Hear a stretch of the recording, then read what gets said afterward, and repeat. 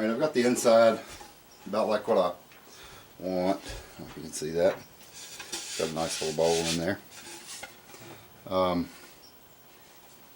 What I'm going to do, if you buy a wood set, it normally comes, the top, of course I buy my top wood, it comes in a wedge form, which means it's thinner on the outside edges. It's only about 1/4 of an inch thick on the outside edge, and then it gets thicker toward the center.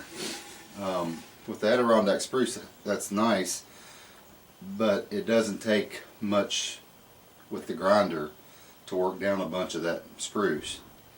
On the other hand, with maple, it's a lot harder, like I said before, and it takes a lot more work to get that wood off. So what I do, trying to replicate that wedge, is after I get to this point, and you can do it before you get to this point too, just this is easier to hold on a table, I find.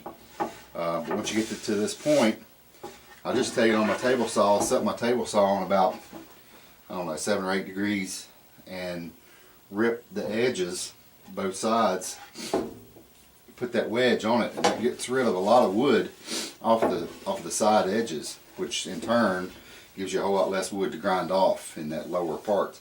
I have attempted to go with the end. Normally I don't do that.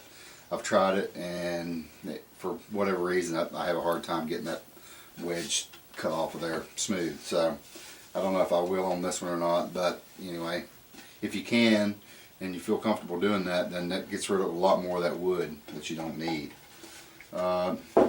In the scroll area, both with the top and the back, to get a nice carving, I always leave that about a 1/2 inch thick at the thickest point in that scroll, and then work my carving down from that and back down to the 3/16 on the edge. Okay, so I'll get this cut down and we'll start working on the back side, on the outside.